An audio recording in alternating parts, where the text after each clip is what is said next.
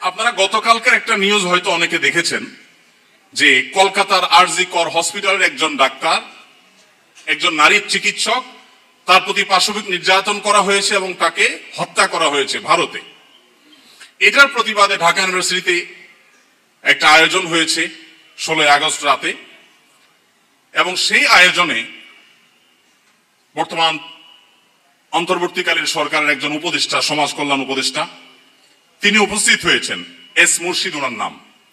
তিনি সেখানে উপস্থিত হয়ে তাদেরকে বলেছেন যে তোমরা কিছু দাবি দাওয়া পেশ করো, কিছু দাবি দাওয়া দাও তোমরা, যে দাবি দাওয়াগুলো বাস্তবায়নের জন্য আমরা ঝাঁপায় পড়ব। তিনি প্রকাশ করছেন যে আমরা ঝাঁপায় পড়বো তোমাদের সেই দাবি দাওয়া, তোমরা সেগুলো দাও। দাবি দাওয়া তো রেডি ততক্ষণে, তিনি দিতে বলছেন এবং বলছেন যে ঝাঁপায় পড়বো আমরা। এবং তিনি আরো কিছু কথা সেখানে বলেছেন, আমি সেগুলোতে আর যাচ্ছি না। তার পুরো কথার খোলাসা হলো যে পুরা তার কাছে যে সরকারি শক্তি আছে, তার পুরো ডিপার্টমেন্ট ঝাঁপায় পড়বে সেগুলো বাস্তবায়ন করবার জন্য। শুধু তাদেরকে উৎসাহ দিচ্ছেন, তিনি অনুপ্রাণিত করছেন যে তোমরা সেগুলো দাও। তারা দিয়েছে। তারা কি দিয়েছে? 13টা দফা বা দাবি দিয়েছে। এই 13টা দফা দাবির ভিতরে আমি যদি একটু পড়ে শোনাবার চেষ্টা করি, এর ভিতরে একটা দাবি ছিল 3 নম্বরের, সেটা হলো ধর্ম, গোত্র এবং বর্ণের ঊর্ধ্বে গিয়ে প্রতিটি লিঙ্গের মানুষের সম্পত্তিতে সমান অধিকার দিতে হবে। এটা আমাদের প্রচলিত আইন বিরুদ্ধ যেমন, তেমনি এদেশের সংখ্যাগরিষ্ঠ মানুষ মুসলমানদের কোরআনে কারিমের সুস্পষ্ট বিধানের হুবহু বিপরীত। এর আগে বিভিন্ন সরকার যেটা চেষ্টা করেছে, করতে পারে নাই। এখন বৈষম্য দূর করবার নাম দিয়ে কলকাতায় হয়েছে কি, আর তারা দাবি করছে কি? কলকাতায় হয়েছে একজন নারী চিকিৎসক পাশবিক নির্যাতনের শিকার হয়েছেন, তাকে খুন করা হয়েছে। পৃথিবীতে মুসলমানরা নারীদের অধিকার নিয়ে যখন কথা বলেছে, তখন আজকালকার নারীবাদীদের জন্ম হয় নাই। মুহাম্মদ সাল্লাল্লাহু আলাইহি সাল্লাম যখন নারী অধিকার নিয়ে কথা বলেছেন, তখন এই নারীবাদীদের 14 গোষ্ঠীর কারোর জন্ম হয় নাই। যেখানে মেয়ে হিসেবে জন্মগ্রহণ করলে জীবন্ত পুঁতে ফেলা হতো, যেখানে মেয়ে হিসেবে জন্মগ্রহণ করা অপরাধ ছিল, সেই সমাজে নারীকে শুধুমাত্র মুক্তই করেননি নবী সাল্লাল্লাহু আলাইহি সাল্লাম, শুধুমাত্র মৃত্যুর হাত থেকে রক্ষাই করেননি, নারীকে আকাশের উচ্চতায় তুলে দিয়ে গেছেন। কোন বাবা মা যদি 2টি কন্যা সন্তানকে সঠিকভাবে যথাযথভাবে লালন পালন করে, তার জন্য জান্নাতের গ্যারান্টি দিয়েছেন। তার বিপরীতে 1 ডজন ছেলে সন্তান পালন করলেও এই সুসংবাদের কথা নবী সাল্লাল্লাহু আলাইহি সাল্লাম বলেন নাই। তো সেই মুসলমানদেরকে যদি নারীদের অধিকারের সবক শোনাতে আসা হয়, তো সেটা দুর্ভাগ্যজনক বিষয় ছাড়া কিছুই না। ভাইরা আমার, এখানে আপনারা দেখতে পাচ্ছেন হয়েছে একজন নারী চিকিৎসকের প্রতি জুলুম নির্যাতন, সেটার প্রতিবাদ হবে। কিভাবে তার জুলুম থেকে রক্ষা করা যায় সেটা বলা হবে। দাবি হচ্ছে কি দেখেন, প্রায় সবগুলো দাবি সম্পূর্ণ অপ্রাসঙ্গিক। তার মানে একটা সুনির্দিষ্ট এজেন্ডা বাস্তবায়ন করবার জন্য ইচ্ছাকৃতভাবে অপ্রাসঙ্গিক ভাবে এই সমস্ত দাবিগুলো তারা তুলে আনছে। এর ভিতরে একটা হলো, দেখেন যেটা বললাম, ধর্ম, গোত্র, বর্ণের ঊর্ধ্বে উঠে, মানে কোরআনের বিধানকে সাইডে রেখে বাদ দিয়ে সকল লিঙ্গের মানুষের সম অধিকার। এখানে একটা যদি দেখেন, সকল লিঙ্গের মিনিংটা কি? সকল লিঙ্গ মানে কি? নারী পুরুষ? জি না। মূলত সমকামিতার কথা সরাসরি না বলে এই যে সকল লিঙ্গ, তারপরে যে আপনার জেন্ডার ডাইভার্সিটি, জেন্ডার বৈচিত্র্য, লিঙ্গ বৈচিত্র্য, এগুলো সবগুলোর মিনিং হলো যে এখানে তারা সমকামিতাকেও একটা লিঙ্গ হিসাবে, সমকামীদেরকে একটা লিঙ্গ হিসাবে, ট্রান্সজেন্ডারদেরকে একটা লিঙ্গ হিসাবে এখানে প্রবেশ করাচ্ছে, সরাসরি বলছে না। তো যাই হোক, এখানে কোরআন কারীমের আয়াতের বিধান থেকে আমাদেরকে, সারা দেশের মানুষকে সরে আসার জন্য আহ্বান করছেন।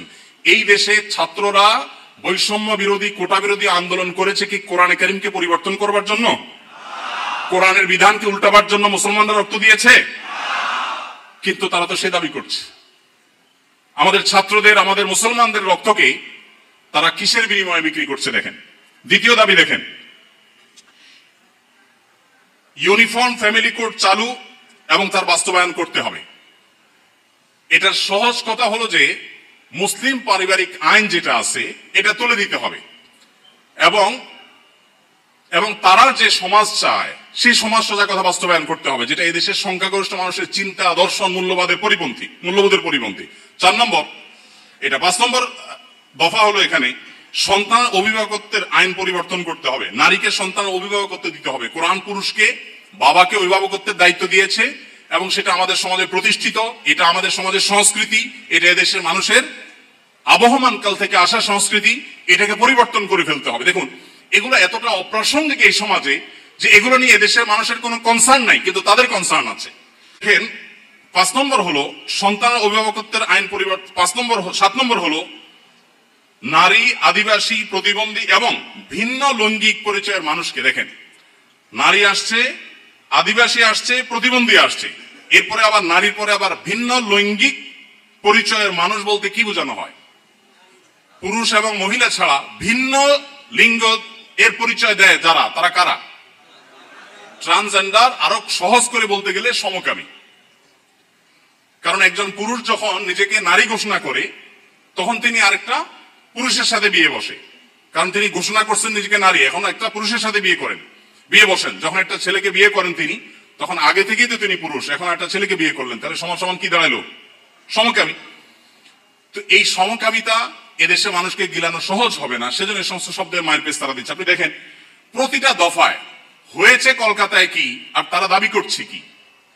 তো এই যে ব্যাপারটা দেখেন, এখানে তারা বলছে যে নারী, আদিবাসী, প্রতিবন্ধী এবং ভিন্ন লৈঙ্গিক পরিচয়ের মানুষদের প্রতিনিধিত্বের জন্য যৌক্তিক অনুপাতে কোটা বরাদ্দ দিতে হবে। যে কোটা বিলুপ্তির জন্য এত কিছু, সেই ছাত্রদের করা সরকারের উপদেষ্টা এখন কোটা চাচ্ছেন সমকামীদের জন্য।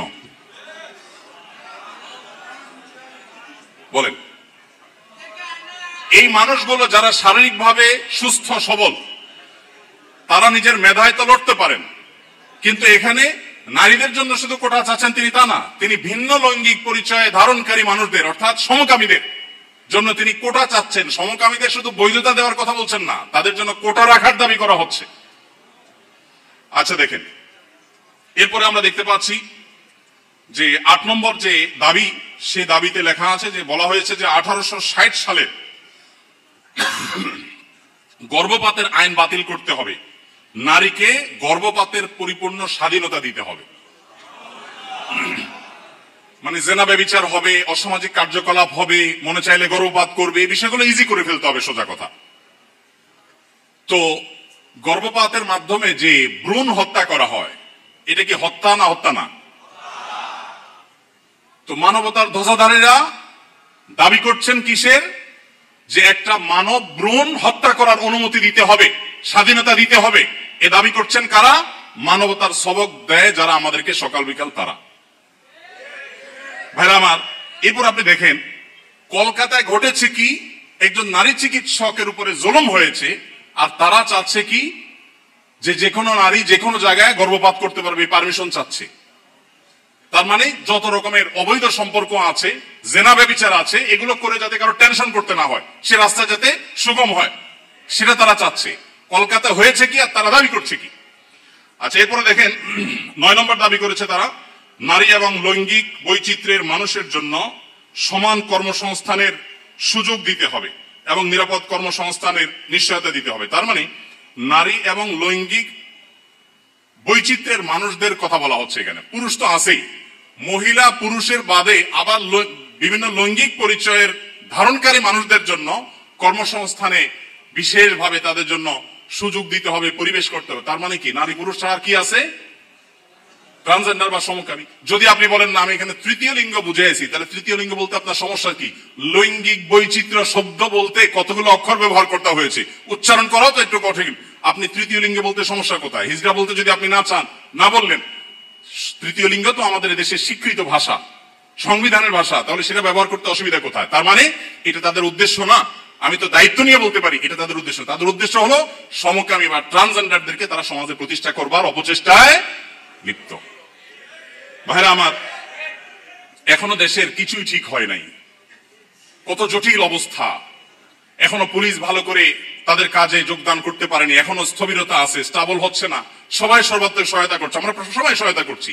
এই শুরুতে এসেই দেখেন তারা একটা পর একটা দফা দিচ্ছে এবং সেখানে এদের দফার সাথে দফা দেওয়ার জন্য, দাবি দেওয়ার জন্য উপদেষ্টা মহোদয় তাদেরকে বলছেন এবং বলছেন ঝাঁপিয়ে পড়বেন তিনি এই দাবিগুলো বাস্তবায়ন করবার জন্য। এরপরে 10 নম্বর দাবি দেখেন, প্রতিটি ভিন্ন ভিন্ন লৈঙ্গিক পরিচয়ের মানুষের রাষ্ট্রীয় পরিচয়পত্রে তার লৈঙ্গিক পরিচয়ের স্বীকৃতি থাকতে হবে।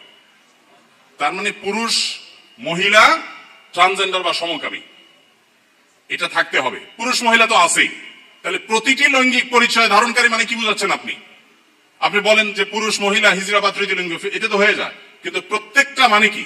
প্রত্যেকটা লিঙ্গ পরিচয় ধারণকারী মানুষের মিনিং হলো এটা।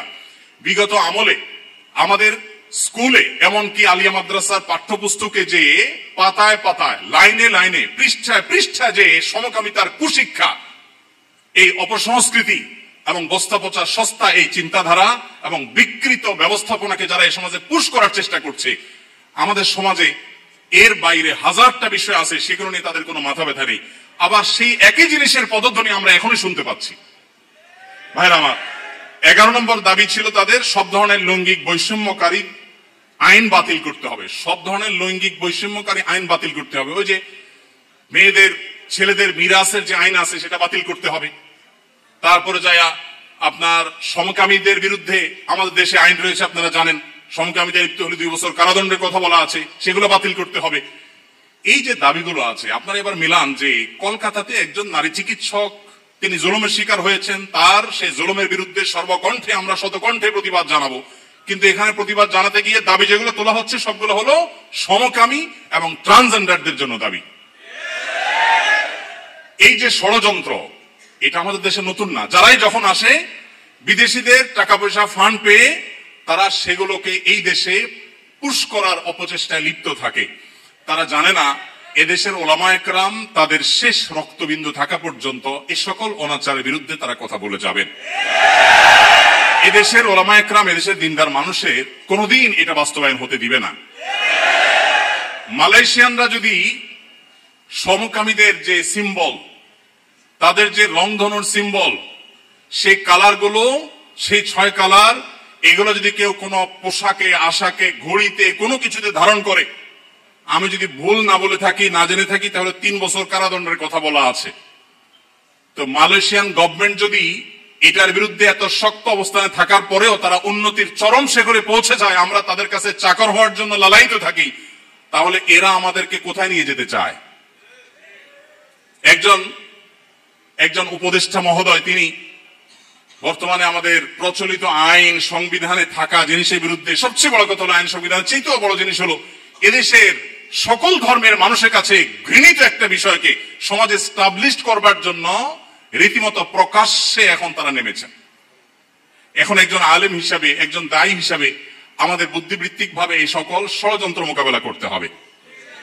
আমরা এদেশের বৈষম্যের বিরুদ্ধে, যত প্রকার বৈষম্য আছে সেই বৈষম্যের বিরুদ্ধে ওলামায়ে কেরাম কথা বলেছেন। সবচেয়ে বেশি বৈষম্যের শিকার তো আলেম সমাজের দেশে। আলেমদের চাইতে, দাড়ি টুপি এবং হিজাবের চাইতে বেশি বৈষম্য এই দেশে কার প্রতি হয়েছে? আমাদের এই সমাজে শুধুমাত্র এই স্বাধীনতার পর থেকে না, ব্রিটিশ আমল থেকে শুরু হয়েছে। ওলামায়ে কেরাম এবং দিনদার মানুষ, তারা এই সমাজের সবচেয়ে নিগৃহীত, সবচেয়ে নিষ্পেষিত